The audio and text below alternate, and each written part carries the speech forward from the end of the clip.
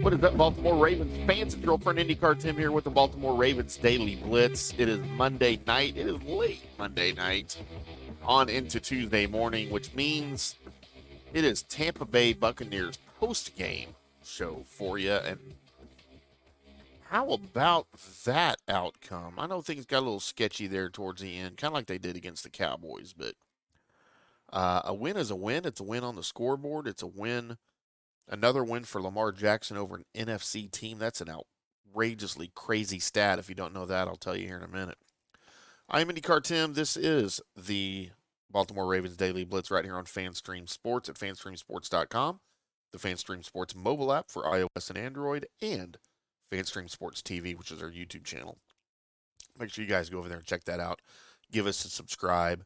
If you'd like to reach out to me, discuss anything Ravens or NFL or AFC North or anything at all, find me on the X and on Threads at IndyCar Tim. I would love to converse with you about any of it and tell you why you're wrong. I don't know if you're wrong. Maybe you're right. I rarely tell you when you're right, but I would love to talk to you anyway. That would be great. Lamar Jackson, what a night.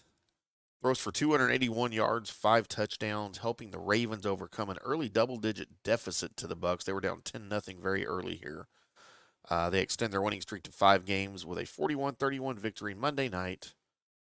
And the poor Bucs lost their two top wide receiver targets, including Mike Evans, who caught his 100th career touchdown pass on his only catch of the night before going out with a hammy injury.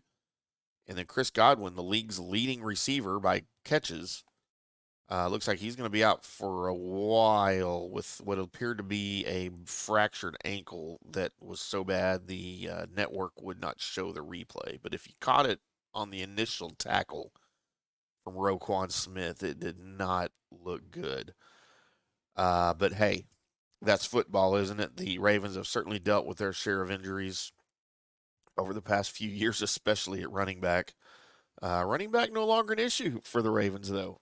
How about that? It's crazy what NFL free agency can do for you when you play it right. Lamar Jackson improved to 23-1 all-time against NFC teams. 23-1.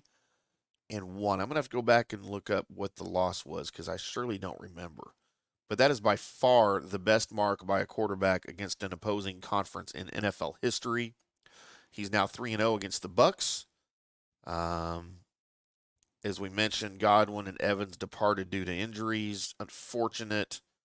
Though I see a lot of backlash already on Bucs coach Todd Bowles for leaving his guys in. But you know what?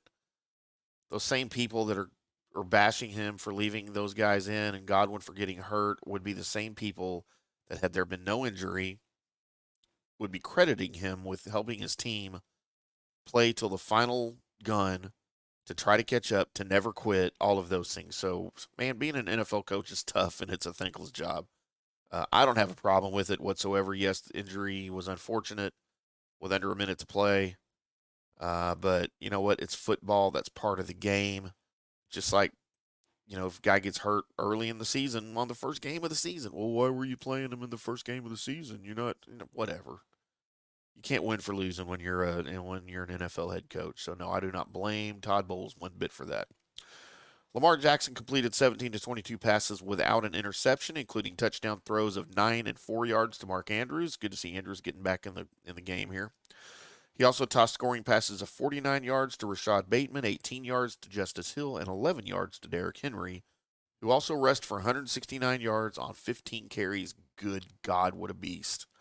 Including that 81-yarder that he rattled off. That was something pretty. Rashad Bateman had 4 catches for 121 yards. Good to see Bateman getting back in the game. Zay Flowers missed a good portion of the game with an injury. He came back late. The Ravens now are 5-2. They rebounded from a slow start on defense. Marlon Humphrey turned the game around with a pair of second-quarter interceptions, one of them in the Baltimore end zone. Jackson led a 4-play, 80-yard touchdown drive after the first interception, and the second interception set up a Justin Tucker 28-yard field goal for a 17-10 halftime lead. Baker Mayfield finished 31 of 45 for 370 yards, 3 touchdowns, 2 picks. Evans joined Hall of Famers Jerry Rice, Randy Moss, Marvin Harrison, and Terrell Owens as the only players to have at least 100 TD receptions in the first 11 seasons of a career. And that was on that 25-yard scoring pass in the first quarter. Evans was dealing with that hamstring injury throughout the week, and apparently he aggravated it on the touchdown catch, and then it really went out on him on that one miss where he left the game right before halftime. Just an ugly situation from an injury standpoint for the Bucs. You hate to see that. The Ravens now lead the NFL with 1,476 rushing yards this season, and they have run for at least 150 yards in every game. They had 243 on Monday night, became the fourth team since 1980 to begin a season with at least 1,400 yards in the first 7 games. The others are the 84 Bears, the 06 Falcons, and guess what? The 2019 Ravens. Go Baltimore. Derrick Henry's touchdown catch midway through the fourth quarter made it 41-18. The Bucs scored twice in the closing minutes, including a successful onside kick. I would like to know what's going on with onside kick practice for the Ravens. So in the NFL, onside kicks have been successful twice out of 17 attempts. Both of these successful onside kick attempts came against the Ravens in late game situations where the team was trying to catch up. Remember the Cowboys game in week 3? And now the Bucs here in week 7 have both kicked successful onside kicks against the Ravens special teams. And don't forget, because of the new kickoff rules, you have to declare the onside kick. It's not like it's a surprise. Everyone knows it's coming because you have to declare it. You have to line up differently for it than you do the normal kickoff now. So it is what it is, but certainly something we need to look into, I think, from a Bucs standpoint. Marlon Humphrey had a knee injury, departed after colliding with a teammate while making his second interception. He did not return. That was the only real notable. Zay Flowers, as I mentioned, came back into the game. Nothing else here on my injury sheet that I can see for the post game. Coming up on next Sunday, you have the Ravens at the Browns. Good God, talk about injuries. What's going on with the Browns?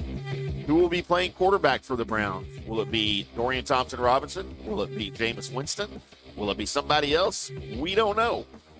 But you'll find out, because I'll tell you when we preview the Cleveland Browns right here on the Baltimore Ravens Daily Blitz coming up this week. We'll do it all again. Keep you up to date on all the injuries around the league and with the Ravens, and preview the upcoming game against the Browns right here on the Ravens Daily Blitz. I'm IndyCar Tim. Until next time, boys and girls, we'll see you.